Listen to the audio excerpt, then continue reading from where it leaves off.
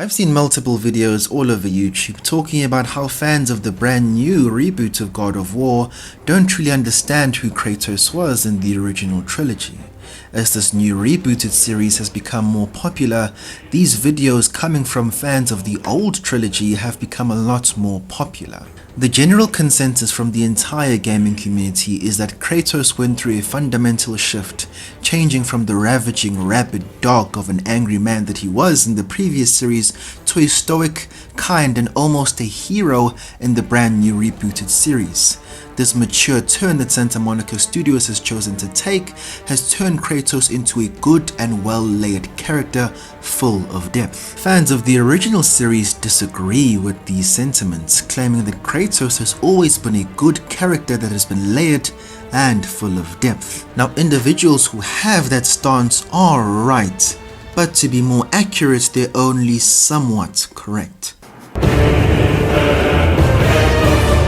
Now, before we can come to a conclusive conclusion, we need to establish what type of character Kratos was in the original God of War. He definitely wasn't a good person or a nice man, but from what we can decipher, he was a Spartan captain who was consumed by his own ambition. When he was confronted with his imminent defeat, he called upon the god of war Ares to help him defeat his enemies. This resulted in him surrendering his life and soul to the god of war. His service to Ares intensified his bloodlust, as he would spend every single waking moment fighting and killing.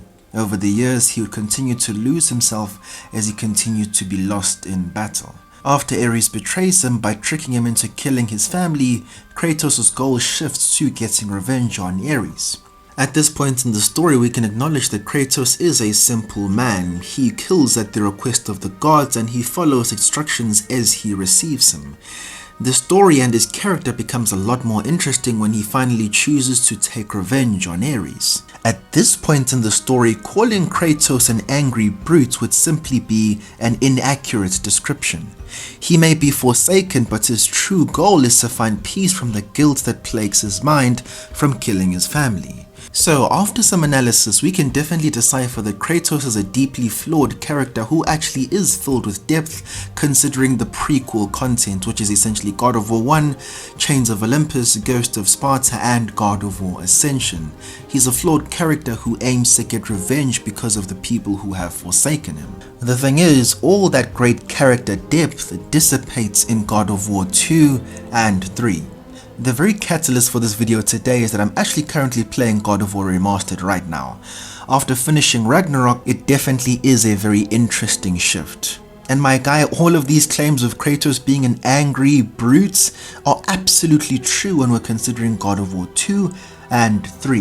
When I was a kid, a friend of mine lent me God of War 2 for the PlayStation 2 many years ago. I distinctly remember hating Kratos because of his personality and perpetual cruelty. Going through the entire series once again in adulthood, I came in with an open mind, I disregarded my childish notions, and came to these experiences with a clean slate, hoping to think that when I finally played this game in adulthood, I might have a change of heart and I might end up liking the original trilogy. Returning to these titles in adulthood, despite how much I've matured over the years, Kratos is still a character that I simply can't get behind. Not only is Kratos a character that I personally cannot support because of his actions and decision making, the decisions that Kratos chooses to make in the story going forward seem very odd and possibly even out of character or foolish in some moments. Just considering some of the decisions that Kratos makes, when you really think about it and analyze it, it seems like a lot of these decisions were made just to keep the God of War series going, more so than an intelligent decision made by a warrior that is Kratos. I've got a few examples that we can consider that show this. Exhibit A. The gods are petty and pathetic, and your rule is weak. You must vow to forever serve me. I serve no one. Then you leave me no choice.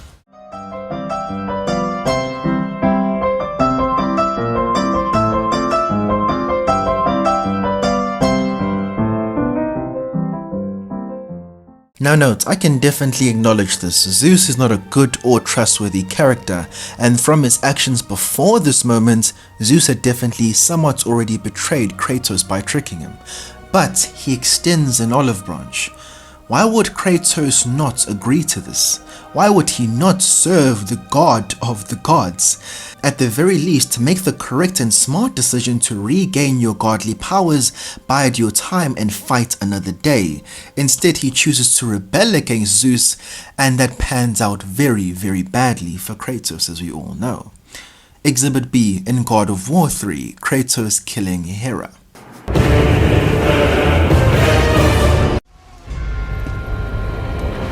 You simple mortal. You think you can just walk away?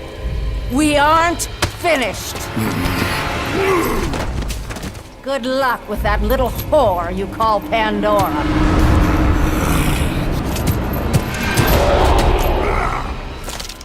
Now, an argument that many will come with is that most of the gods slain in God of War 3 are killed as they simply got in Kratos' way.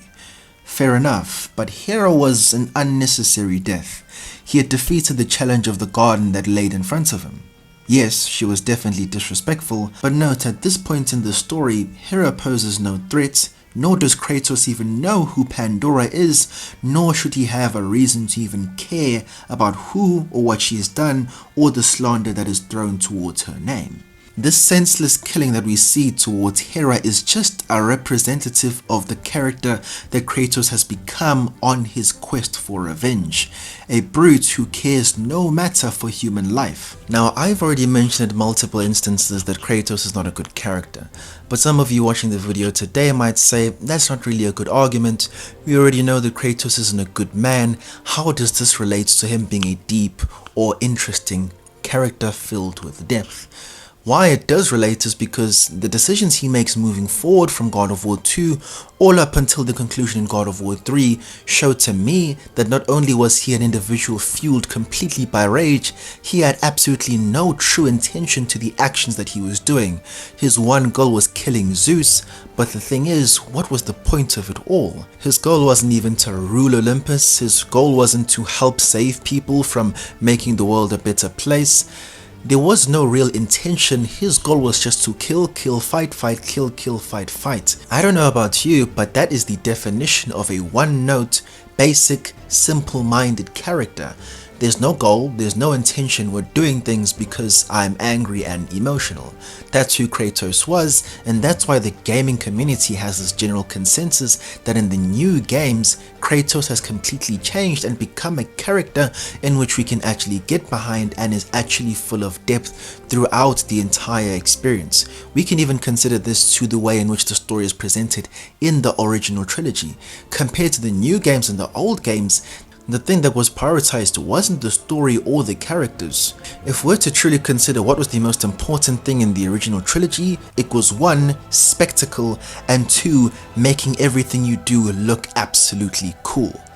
That was the main goal, and they definitely achieved that with flying colors. But the thing is, when your goal is to make things look cool and look amazing, the plots, the narrative, and your characters are going to subsequently suffer because of that. And one thing I can acknowledge is that Kratos definitely wouldn't be as cool or as iconic of a character that he is today if these decisions weren't made by the developers. If Kratos didn't go ahead and kill all of these cool and notable Greek gods, he wouldn't be loved or as famous as he is right now. The poor decisions that he made in his past is a very reason we even still speak about this fictional character today. Unnecessary evil taken by the developers to continue developing these games and making many sequels thereafter. If Kratos remained a calm and reasonable person, we wouldn't really care about who he is today. So in conclusion, I understand that fans of the original series have beef and don't agree with the sentiments that Kratos has actually changed and that he wasn't always deep. He definitely was deep up until the end of God of War 1, but considering from God of War 2 to 3, where the bulk of the content is, yeah man, he's definitely not a character in which we can consider one full of depth or even layered. Those are my thoughts. My name is Explicit Sage and I thank you for joining me once again for another video. Take it easy guys.